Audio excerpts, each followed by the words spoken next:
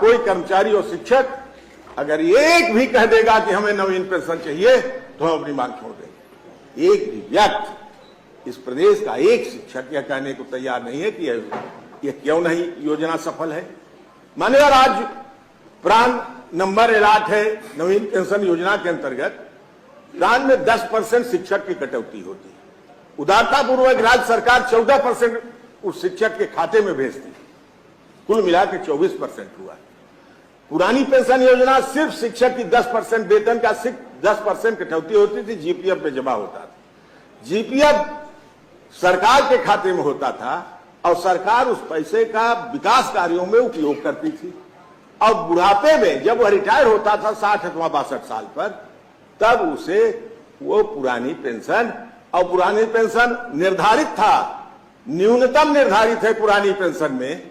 आज नवीन पेंशन में बताता हूं मान्यवर, पुरानी पेंशन में जो व्यक्ति जिस वेतन में काम कर रहा है उसके 10 महीने का एवरेज अथवा जो अंतिम वेतनमान होगा उसका 1/2 वही उसकी पेंशन होगी।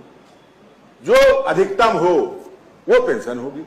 इस पेंशन योजना में, नवीन पेंशन योजना में, जो सरकार के खाते में नहीं है, ये धन्ना सेठों के खाते में जा रही है, ये शेयर बाजार में भेजी जा रही है, पैसा भेजा जा रहा है, वो में न्यूनतम पेंशन निर्धारित नहीं है। न्यूनतम ही कर दीजिए मान्यवर कि आपको रिटायरमेंट के समय इतना मिलेगा, वो तो सेवा के आधार पर फिर निश्चित होती है कि आपको करना। न्यूनतम पेंशन नहीं देता। आज रिटायर हो रहे हैं 3 व्यक्तियों को तो मैं पर्सनली जानता हूं, झांसी का केस जानता हूं, अलीगढ़ का जानता हूं। रिटायरमेंट के बाद वो पा रहे थे 82,000 रुपया वेतन अंतिम माह। अब पेंशन कितना मिली? 1,000 रुपये। ये एनपीएस की दशा है। 82,000 काम करने वाला व्यक्ति अपने जीवन में जिस स्थिति में जी रहा था, क्या बुढ़ापे में 1,000 रुपये चाय पीने भर के लिए उसके पैसा हो जाएगा? भोजन का पैसा आएगा उसके पास? कहां से उसके?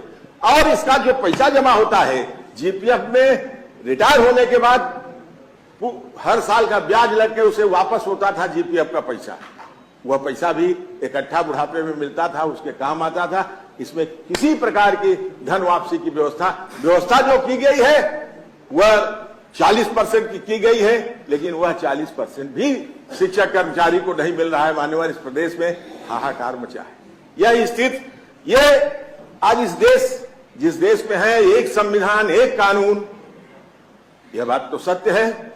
तो एक कानून इस प्रदेश के 4 राज्य हैं, पश्चिम बंगाल, राजस्थान, छत्तीसगढ़ और बिहार से कटा राज्य कौन है? झारखंड। ये 4 राज्य हैं जो पुरानी पेंशन योजना शिक्षकों कर्मचारियों के मांग पर लागू कर चुके हैं। मान्यवर, ऐसी स्थिति में जब इस प्रदेश का शिक्षक कर्मचारी अपनी लोकप्रिय सरकार से, अपनी लोक कल्याणकारी सरकार से यह याचना हर मंचों पर कर रही है, प्रश्नों के माध्यम से हम लोग यहां, नोटिसों के माध्यम से हम लोग यहां उनकी बात रख रहे हैं, वो रख रहे हैं बात धरना और प्रदर्शन के माध्यम से, वह रख रहे हैं बात अपने जुलूसों के माध्यम से, बराबर माननीय मुख्यमंत्री जी से, माननीय उप मुख्यमंत्री जी से, ये माननीय सरकार से याचना की जा रही है कि इस पुरानी पेंशन योजना को बहाल करिए। मान्यवर, ये आपके लिए भी शुभ होगा और लाभकारी होगा आपके कर्मचारियों के लिए। यह कर्मचारी आपके सामने न कह सके, इसलिए राज्य कर्मचारी है, आपके सामने नहीं कहेगा, आपको नोटिस नहीं देगा, लेकिन हम तो कह सकते हैं। हम उनके प्रतिनिधि के रूप में यहां निर्वाचित होकर आए हैं। हम निश्चित रूप से इस योजना को जो आप लागू किए हैं उसे समाप्त करिए। और मेरा एक तर्क ये है कि अगर आप 10% हमारे वेतन से कट रहा है, 14% आप दे रहे हैं, यही 24% आप अपने कोष में जमा करिए, उसी के ब्याज से आप पेंशन दे देंगे। कहीं से पैसा ढूंढने की आवश्यकता पेंशन के लिए नहीं होगी। ये क्या है कि आपका पैसा वो कहां जा रहा है? शेयर बाजार में जा रहा है, कई हिस्सों में बट रहा है, किनको किनको दिया जा रहा है आज तक।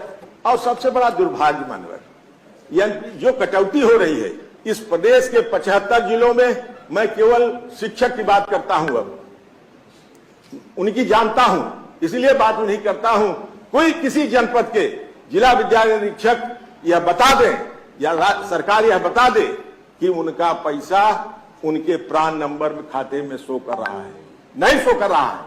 वो हमें नहीं मालूम है कि हमारा पैसा कहां जा रहा है। ये हमको दिखाई देना चाहिए। वह पैसा खाते में जाता है, कहां जाता है, उसका शो करने का, उसको दिखवाने का कोई भी उपक्रम नहीं किया जा रहा है। बार बार शिक्षा अधिकारियों से कहा जाता है कि मान्यवर, जो कटौती हो रही है, कम से कम कटौती की गई धनराशि शिक्षक के प्राण नंबर में शो होनी चाहिए। हमें मालूम होना चाहिए कि वह पेंशन का पैसा जो कटौती हुई वह कहां गई। मान्यवर, यह स्थिति बहुत ही दुर्भाग्यपूर्ण है। आज इस प्रदेश का शिक्षक कर्मचारी हर राजनीतिक दलों से अपनी याचना लेके जाता है, उनके घर प्रार्थना करता है। आखिर देंगे तो यही राजनीतिक दल जो भी सरकार में होंगे। सरकार में आप आए हैं, आपसे प्रार्थना की जाएगी, आपसे निवेदन किया जाएगा कि मान्यवर, यह पुरानी पेंशन योजना देने वापस लाने पर विचार करिए। नवीन पेंशन योजना, जो मैंने पहले कहा था, एक किसी निष्पक्ष जांच समिति से आप जांच करवा लीजिए या अपने अधिकारी से जांच करा लीजिए।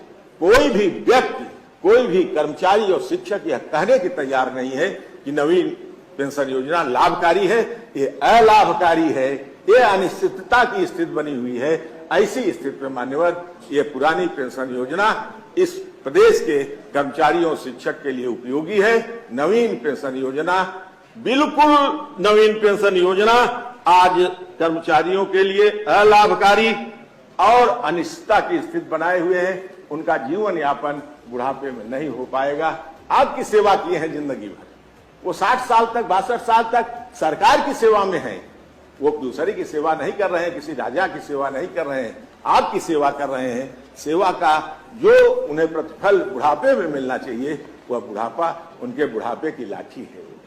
बुढ़ापा में लाठी चाहिए, स्टिक चाहिए चलने के लिए, वही लाठी। वह लाठी वह पेट भरने के लिए है। वह पेट भरिए मान्यवर, उस बुढ़ापे में जहां जीवन जीने का पेंशन मिलने से जो पुरानी पेंशन पा रहे हैं। मैं अपने क्षेत्र के एक अपने सम्मानित नेता का नाम जो हमारे बीच में आज नहीं है, आदरणीय Rajkaran Singh ji CB inter college में प्रधानाचार्य थे। 1992 में रिटायर हुए थे। मैं उनके घर जाता था तो वो लगभग 95 वर्ष की अवस्था में उनकी मृत्यु हुई अगले साल। कहता था, गुरुजी क्या हाल है? क्या सुरेश, क्या पूछना, बहुत बढ़िया हाल है। सरकार पेंशन दे रही है। कोई लड़के हमारी सेवा में दिन रात लगे रहते हैं। कहते हैं, बाबूजी कुछ चाहिए? बाप कहें क्यों पूछते हैं, जानते हो? ना कहें कि 40,000 मिल रही है, 10,000 मेरे ऊपर खर्च, 30,000 तो ये लोग खा रहे हैं ना मेरी, तो ये इसलिए मेरी सेवा कर रहे हैं। आज जिस बुढ़ापे को, जिस व्यक्ति को रिटायरमेंट हो जाएगा, जो आज सेवानिवृत्त हो जाएगा और 1,000 और 1,500 पेंशन पाएगा, उसका लड़का नहीं पूछेगा, घर से मार के निकाल देगा उस बुढ़ापे में। इसलिए पेंशन आवश्यक है। माने यह पेंशन आपके लिए भी जरूरी है, सबके लिए जरूरी है। ये अब बुढ़ापे के लिए उनको सहारा चाहिए। बस इतना ही निवेदन कर सकता हूं, इतना ही कह सकता हूं कि मान्यवर, इस पुरानी पेंशन योजना को बहाल करिए, नवीन पेंशन योजना समाप्त करिए। इस देश में परंपरा चल गई है। एक न एक दिन मुझे विश्वास है कि इस प्रदेश में भी पुरानी पेंशन योजना लागू होगी। अगर राष्ट्र के 4 राज्य यह योजना लागू कर चुके हैं तो यह इस प्रदेश में भी लागू होगी। इसी विश्वास के साथ हम आपके सामने ये प्रार्थना लेके आए हैं। इस प्रार्थना को स्वीकार किए। बहुत बहुत धन्यवाद।